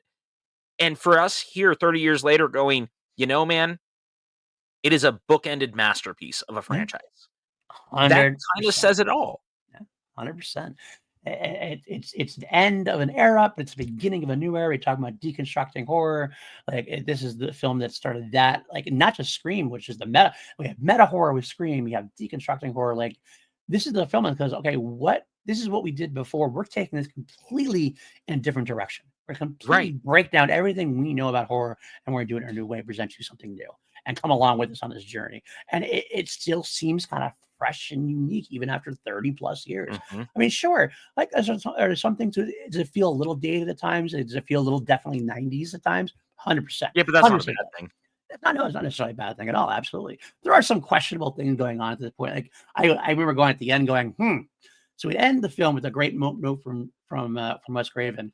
But like the aftermath of everything that just went on, like the hospital sequence where basically the nurses get beat up. Yeah. At this point, there's featuring Lin Shaye. I have that on my notes too. Lin Shaye's in there. Her second appearance in the franchise, obviously being the teacher in part one. There's a lot that happened that went down. Like at the end of the film, like Nancy's and the demons, or Heather and the demons and her son's story is finished. There's a lot that she has to kind of like answer for now. They still think she's crazy. They still think the kid's crazy, and like they assaulted a bunch of people. And like there's a lot of unanswered questions, but that's okay. What happened after that? We don't know. Is it happily? Is it really happily ever after? I don't know. But there's a lot of stuff like that. But you let that kind of stuff go. Absolutely, when it comes to like the film being itself being as good as it was. But yet it is really a pinnacle of a moment. It's a moment in films which did not get recognized at the time for what it was. It was, I think it was ignored because it wasn't Freddy Krueger. It wasn't the Freddy Krueger of it all. It was kind of like the Halloween 3 or in a way Friday 5 in a way. It was like this wasn't really Freddy and all this stuff, even though it was so smarter. It was much smarter than just a copycat kind of thing or whatever. It was just it was ahead of its time, and it really has shown to be the case years later. At this point, the audience doesn't always know Beth impulsively, or at least they don't know at the time. Immediately, immediately, as I say. Yeah, so. But they have come around on it smartly. So, what a fucking great movie, man. Yeah, I had a few more notes and quotes because we wrap things up. I haven't mentioned that I wanted to touch base on. I don't know about you. It's the first time I really thought about this. Phone calls from the stalker directly lead into Scream. 100%. Yeah, I totally didn't think about that. That's why I was like, yeah. Oh my God, we're seeing this exact thing. You want to play a game? I think this is exactly what it is. Let's see what else I had in here. Oh, and again, I would argue that's one of the best things about this, right? Mm-hmm. Is that so many of its themes and the things it's touching on do eventually seg into Scream. I actually think New Nightmare and Scream would make a great double feature. 100%. I'm definitely going to do that at some point. Absolutely. Chase's sleep death, Heather's husband's death, the first death. So good. So good. But it made me realize something. There's not a lot of death kills in this movie at all. And that was like how long into the movie before we got our first kill? Mm-hmm. Well, we didn't. I think that's because you're also dealing with real people, right? Right. And so, or at least real people, quote unquote. Right.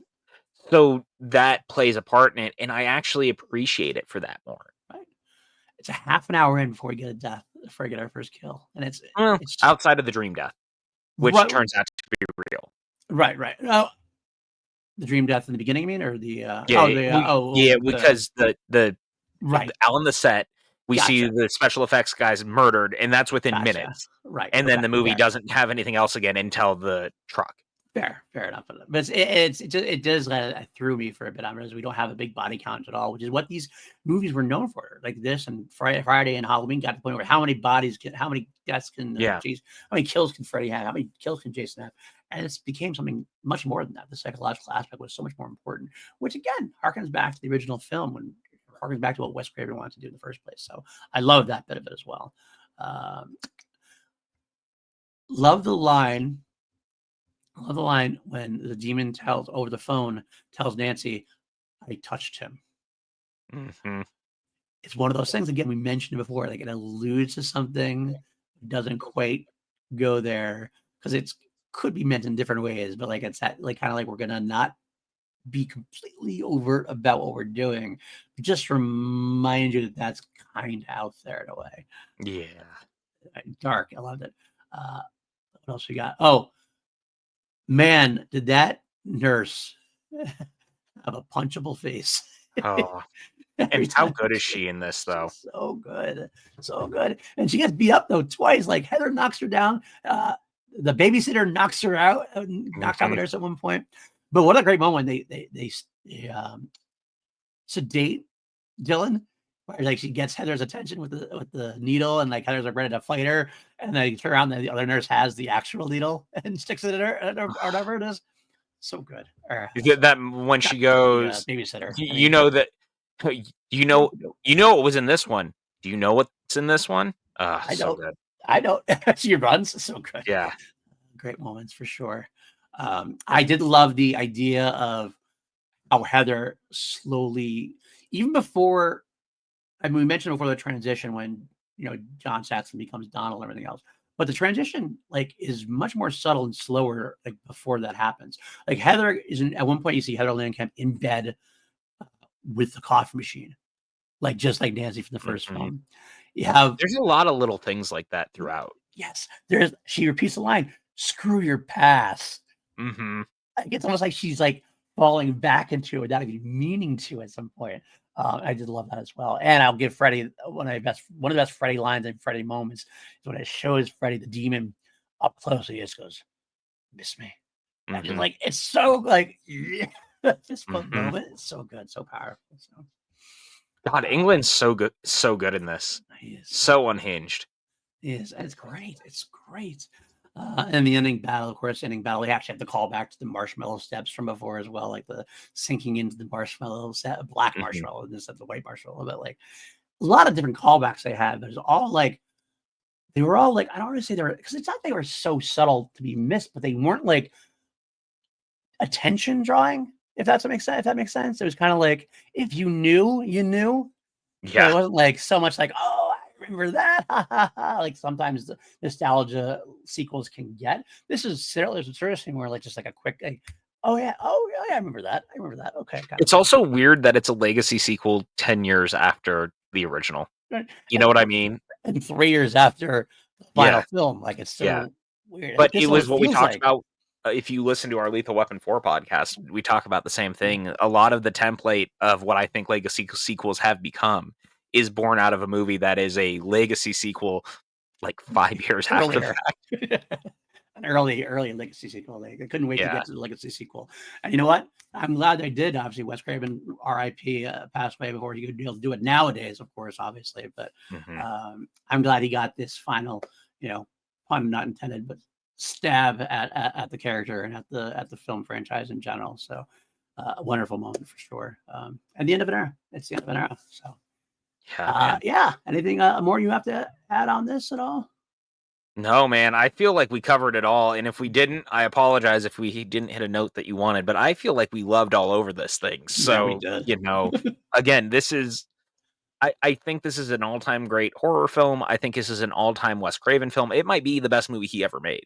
And I say that as someone who like Scream is my favorite horror film outside of Psycho. So me saying that is kind of saying a lot. I think this is the best horror film of the 90s, probably, or at least up there once again with Scream. It's just a movie that, again, here we are 30 years later. It is standing the test of time. It is continuing to show why we loved the franchise. But more importantly, I think it just shows that, you can change this stuff. You can do things differently. You can find a new voice with the same people and find a way to make something effective. And I think that's awesome. This really did this whole watch through of this entire franchise has reinvigorated my love for the franchise. Because every film we've watched outside of like 1 and 3, which I already loved as perfect films, like I've liked them more this time through and found more to love in them. And this is actually included in that. And I already love this film to begin with, but I think this might have been my favorite watching of it. I kind of got more out of this time than I ever even had gotten before, despite having seen it like at least 5, 6, 7 times in the course of my life. This is like I keep finding more to love about it, and I want to shout it from the rooftops. This has been a great it's so funny because it's not just us. Robert Englund even said that every time he watches this movie, he finds something new to fall in love with it more. And he says that every time he watches it, there's something he never caught before. Yeah. So it's not just you and I love that. And it's wonderful for sure. So that's going to end our show on Wes Craven's New Nightmare and this part of the saga. We already did Freddy versus Jason during the Friday the 13th saga. We realized in hindsight we probably should have waited and done the entire Jason saga, then do the entire Freddy saga, and then do Freddy versus Jason as a film then. But hey, hindsight 2020, it is what it is.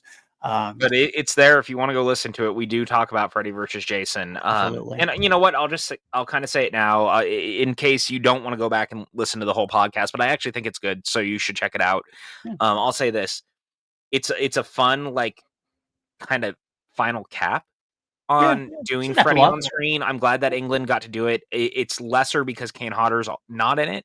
Right. I think that it would have helped to have that. I know that New Line wanted someone big because they wanted a big Jason versus a small Freddy because they thought aesthetically it would look better. Right. But it's not really. I feel like it plays outside of the confines of this movie, and so I don't consider it part of, like, the final chapter in that way. Funny That's enough, definitely more Freddy from, like, 2 through yeah. 5 or 2 through 6, I should say, rather than, like, the 1 or 7 of it all. Well, and it's funny because Freddy versus Jason was in the Friday the 13th box set, but Right. it's not part of the Nightmare box set. So That's even New interesting. Line doesn't really seem to see it as part of the franchise, I guess. Right. Weirdly enough. And I think that that's because they see the 7 films kind of as one thing. Right. And that's just the truth of the matter. Again, I'm glad it happened. We both love that film. We have a lot of fun with Yeah. it, but it's definitely much more of a this is a good film. That was a great popcorn fun film. Yes. That was a love letter. It was a love letter to both franchises. Let's be honest. It pulls from a lot from both franchises. It pulls different things like the hit missile. It pulls characters a little bit here and there. And it's a good old time. You mentioned the Las Vegas stuff at all. That's basically what this film is. It's a WWE style, not even a Yeah. horror film. It's WWE There's style some, style. questionable lines of dialogue, unfortunately, No, there that are. were left into the movie. It's It stuff that didn't do they've well. even been like, "I don't know why we did that." Like, we should have cut that, you Yeah, know? absolutely. But I'm glad also that Robert Englund got one last time to play Camp Fun Freddy, because that's what it was. I mean, this is definitely a different Freddy here. Very cool Freddy, very dark Freddy. It's something I'm sure he does love playing it, but it was fun to see him be his fun self again for sure. Mhm. But yeah, that was the end of that. So God, we what a do unfortunately we do have one more film in this franchise we've got to I cover. I know. I it's so funny because I honestly wish we didn't, and Right. I know we have to, don't get me wrong. It's just such a bummer because I love that we feel like we're going out on such a high note because, again, Right. we've already covered Freddy versus Jason, Right. so it's like, I just wanna leave this on a high note, and there's few podcasts where you hear our souls leave our bodies while we talk about a movie, and, I'm gonna tell you right now, the Nightmare one is gonna end up that way. It is not gonna be fun. 2010 one, yeah, 2010 remake. I have this like big. I know it's not even a hope really. It's like I'm blinded by optimism in terms of I've loved every movie more this time through. I'm like maybe it'll come true. I'll watch No, 2010 and I'll like it a lot more than I did no. before. I'm just gonna tell you now, no. I love the optimism. I know No. I know in my heart the same thing. I will say the preview of it. I will say is that I do really appreciate Jackie Earl Haley's It's the only stab good at it. thing about the movie. The only And good thing. right, and there's definitely some wild swings taken that we're going to talk about. But yeah, we have to cover it, and it's one reason that we will cover Dylan's New Nightmare after that, and so that might be a Please more God, fun let way, us. more of a fun way that at least we'll get a fun recap of that throughout this instead of. I mean, technically could cover Dylan's New Nightmare first, because it is a direct Oh, I sequel to would much this. rather wait because But I yes, just exactly. wanna talk about this movie. I want to end it and go from there. I want to wait, and we'll hopefully wrap up the series with a better one for sure. But you know what? Some people like hearing us rant about things. It gets clicks sometimes. Some of our favorite things. So maybe you'll appreciate that out there watching us. Probably I'm trying to keep an open mind. I don't want to go I into a can't film do it. hating it. This isn't it's so funny because the same people who produced the Friday the 13th one, which I legitimately love. I Right. love the 2009 Friday the 13th. Yeah. But everything that could possibly go wrong trying to do a Nightmare reboot goes wrong. Yeah. And it's just like, outside of Jackie Earl Haley, who is arguably the only good thing about the movie, Yeah. it is one of those, I can't wait to sit through it again and want to bang my head against a wall because it is just fucking painful. Well, it's also just one of the things like I know, like I'll leave it here because we're gonna have a podcast about it. But I feel like they wanted to try to bring it back to its scary roots, kind of like what They tried to do a Texas Chainsaw Massacre in a way, and the remakes they did that. And Friday the 13th was kind of a route back to that seriousness of it as well. Thank God it's only 95 minutes. Yeah, they tried to do that with Freddy, and it just unfortunately, without Wes Craven's delicate hand, without Robert Englund's feel for it, just doesn't quite work. And there's a reason why, which we'll get into. There's one big reason why, which we'll get into. There's a real big reason why. Somehow I forget that explain. Clancy Brown and Connie Britton are both in this too. Like There are a lot of good actors in that. Rooney Mara's in it as like the lead, and like and she won't even talk about it. I know it's not surprising at this point, but we will talk about it. We'll get through it as quickly as possible because we do completeness here. Then we'll move on after that. We have a lot of stuff coming up. Obviously, we're gonna do Superman. We're gonna do Ghostbusters. We're gonna do a bunch of different things. We are actually on patreon.com/PLD Projects if you want to join now. Next month, we're going to start our MCU watch through as exclusive to Patreon. We're going to do phase 1. When we're done with phase 1, which is going to take a couple months, we're only going to be doing like one a month at this point as we get through, because they're kind of bonus episodes. I will be releasing them here on the channel. But if you want to get them sooner than later, as we move up towards the MCU stuff going on, you want to listen to that, we will be covering that for Patreon starting in March. A lot of fun there, but a lot of stuff going on the channel as well. But PJ, where can the like and subscribe also? Wait, we're not done yet. Oh, we didn't rate and review the movie. We didn't. I thought it was pretty obvious, but you know what we should officially make it official. We gotta officially make it official, because if we don't, people will talk about it later and say that we didn't rate the movie. And they will yell at us, and that's not fun. I don't like being yelled at. Real quick though, you can find me on all my socials at PJ Campbell. It pretty much, you'll find me. I'm on Blue Sky, I'm on Threads, I'm on Instagram. Find me, hang out. I talk about movies. I can't believe that you guys are shocked by this. Otherwise, like and subscribe here. Hit the Patreon. I'm very excited to do the MCU stuff with you guys. We've got another one that you know what? Maybe we'll make that a Patreon thing too. The one that we've been talking about for a little bit. I'll just say it. We've been talking about doing Review Ask You, which I'm really looking forward to. We want to do all the Kevin Smith movies. So that's another one that we've got kind of on the back burner that we've been talking about. So, if you guys like that, let us know, because we're kind of Kevin Smith fanatics and it'll be real fun. 100%. And of course, we also got to fit in bonus episodes. We're going to be doing a lot of podcasting, but we got the new Final Destination movie coming out. So we got to amend that to the rest of our Final Destination watch series. We got the Conjuring movie coming out. We got to finish out the Conjuring franchise when that happens. Those will be bonus episodes we Plus do. Doctor Who. And Doctor Who. That's true. Oh my God. And one of your cats is very excited about us doing this. I know. I can see that. I can hear the cat being like, yes, all the content. Good for you, cat. Good for you. Hey man, look, if we can also reach across furry lines and the cats and the dogs like us too, we're doing all right. Cats and dogs living together. Mass hysteria. All right. On a scale of 1 to 11, because we always turn things up to 11 here on PLD Projects, I'll give you a rundown of our film so far. Nightmare on Elm Street, the original, we both gave a perfect 11. Nightmare on Elm Street Part 2, Freddy's Revenge, we both gave a 6 out of 11. Nightmare on Elm Street Part 3, Dream Warriors, we both gave a perfect 11 out of 11.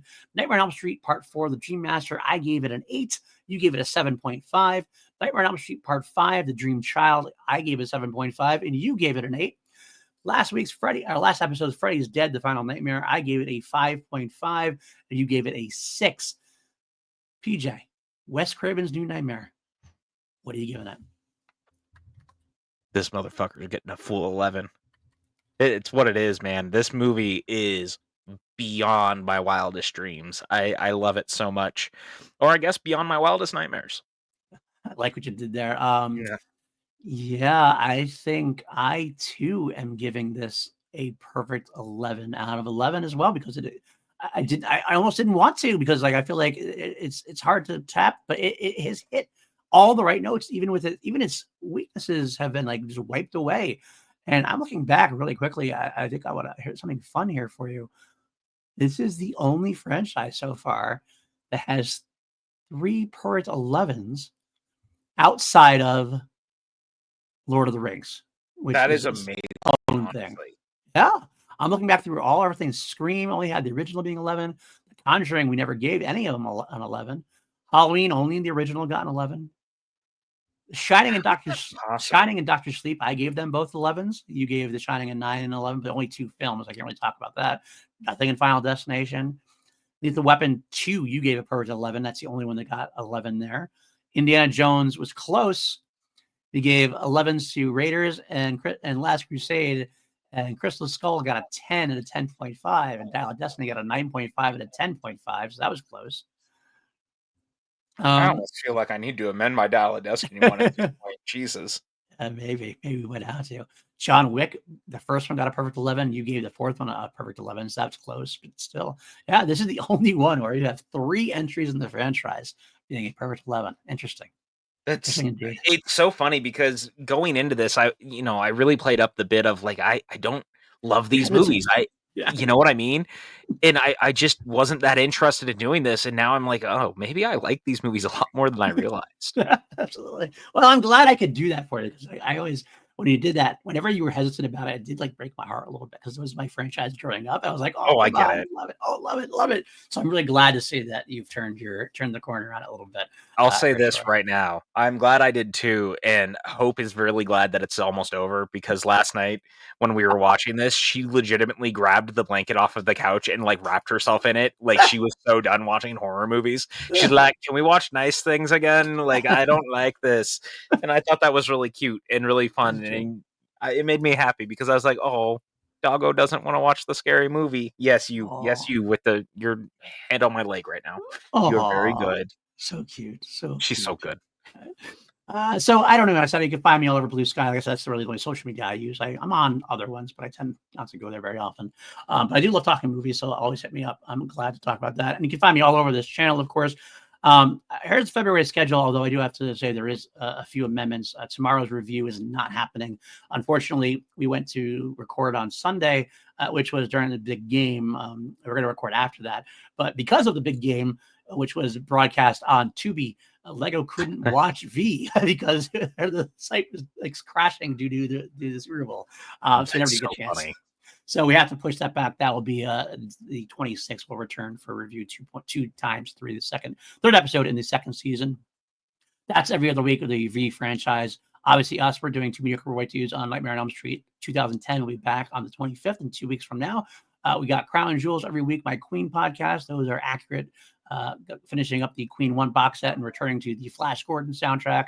And we also got Holy Snokes. Of course, next week we're going to do, this week, actually, I'm sorry, Thursday, we're going to do a little bit of look into Tony Gilroy in celebration of Andor Season 2 coming out. 27th is probably not going to be Diego Luna anymore. We still haven't figured that out, but I'll let you know when I know exactly what we're doing there. And you will see we don't have a class action this month. Couldn't make the schedules work. We're still trying to make that work for next month. Me, Batty, and Richard Eric Jarvie. We'll figure out what we're doing at some point, and we'll let you know.